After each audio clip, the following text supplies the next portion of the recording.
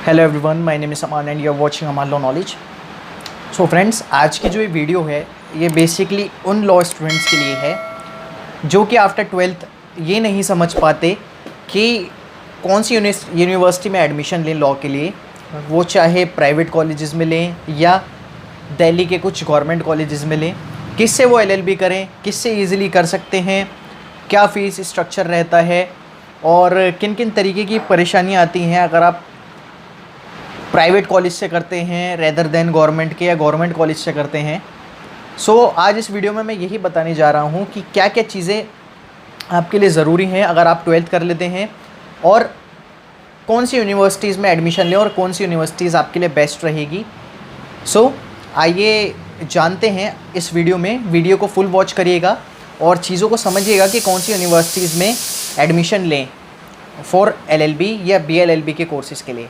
Friends, आइए start करते हैं। फ्रेंड्स, मैं आपको बताता हूँ कि अगर आपने 12th कर ली है तो फर्स्ट ऑफ ऑल आपको दो तरीके की चीज़ें आपको देखनी है कि आप बीएलएलबी करना चाहते हैं या एलएलबी, यानी आप 5 ईयर के कोर्स में जाना चाहते हैं जो कि एक इंटीग्रेटेड कोर्स है जिसमें कि बीए और एलएलबी को मिक्स करके आपको पढ़ाया जाता है, या आप आफ्टर ग्रेजुएशन यानी आप अगर अपनी ग्रेजुएशन कंप्लीट करते हैं 3 इयर्स की और देन आप अगर एलएलबी करना चाहते हैं तो आप कौन से कॉलेज में जाएं। तो ये दो तरीके के कोर्सेज़ होते हैं, बीएलएलबी या एलएलबी।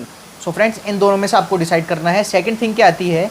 सेकंड थिंग ये आती है कि आपको कौन से कॉलेज में जाना है और कौन से कॉलेज में कितनी परसेंटेज पे आपका एडमिशन होता है। फ्रेंड्स, मैं आपको बता दूँ कि कई ऐसे एंट्रेंस एग्ज़ाम भी आते हैं जैसे क्लैट हो गया, एलेट हो गया, अलग अलग जैसे डीयू का एलएलबी एग्ज़ाम हो गया। फ्रेंड्स, आपको अगर आपने एंट्रेंस देना है तो अगर आप क्लैट का एंट्रेंस देते हैं तो फर्स्ट ऑफ ऑल आपको ये ध्यान रखना है कि अगर आपकी रैंक आती है तो it's very good for you. And अगर आपकी मान लीजिए कि आपकी कोई रैंक नहीं भी आ रही है और आपके अगर जो रैंक है वो अगर आपकी थोड़ी कम है तो आपके लिए एक इम्पॉर्टेंट चीज़ ये आप ध्यान रखिएगा कि आप कॉलेजेस में जाकर ट्राई ज़रूर करें, क्योंकि कई बार ऐसा होता है कि जो कॉलेजेस होते हैं वो रैंक न देकर आपके जो क्लैट के बेसिस पे जो भी आपकी जितने भी आपकी रैंक आई होती है उसके बेसिस पे भी आपको सिलेक्ट कर लेते हैं और अपने कॉलेज में एडमिशन दे देते हैं। आप ये भी ध्यान रखिएगा कि अगर आप क्लैट का या एलेट का एग्ज़ाम देते हैं और अगर आपकी रैंक नहीं भी आ पाती तो आप कॉलेजेस में ज़रूर ट्राई करें, ये आपके लिए बहुत हेल्पफुल होगा।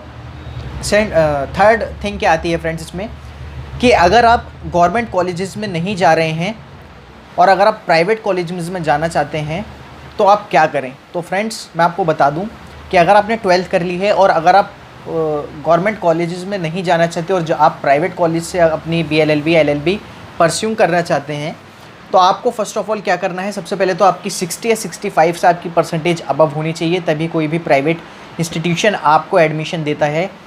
कई कॉलेजेस में क्या है कि 60% पे आपके एडमिशन ले लेते हैं, कई जगह पर कई प्राइवेट कॉलेजेस में 65% पे भी लेते हैं, कई में 70। ऐसे ऐसे अपने अपने कॉलेज का एक क्राइटेरिया है जिन्हें वो कंप्लीट करते हैं। देन जो मैं आपको बताऊं कि जो प्राइवेट कॉलेज का जो फ़ीस स्ट्रक्चर होता है उनका फ़ीस स्ट्रक्चर, जैसे मान लीजिए कुछ कॉलेजेस हैं उनमें क्या है, कई कॉलेजेस में 55,000 पर ईयर लिए जाते हैं जिसमें आपका 5 ईयर का कोर्स रहता है, कई में 65, कई में 70, तो कई में 1 लाख अप्रॉक्स भी कुछ अमाउंट ली जाती है पर एनम की, जो कि आपको पे करनी पड़ती है साल में फ्रेंड्स।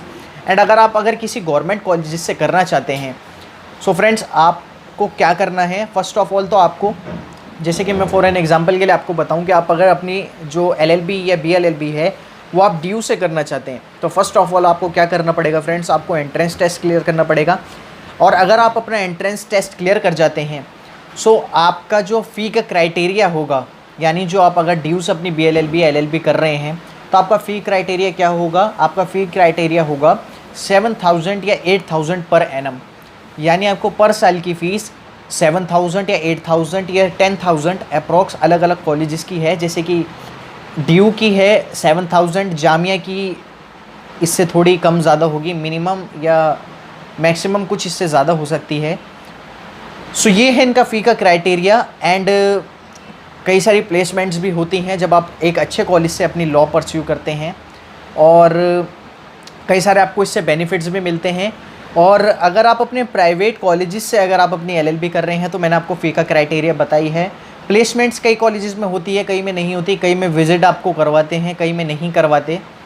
सो फ्रेंड्स, ये था कि आप कौन से कॉलेज से अगर आप प्राइवेट से करते हैं तो आपका फ़ी क्राइटेरिया क्या होगा, या अगर आप गवर्नमेंट से करते हैं तो आपका क्या रहेगा। सो फ्रेंड्स, लास्ट में आपको बताता हूँ कि आप कौन से कॉलेज से करें जिसमें कि आपको ज़्यादा बेनिफिट हो।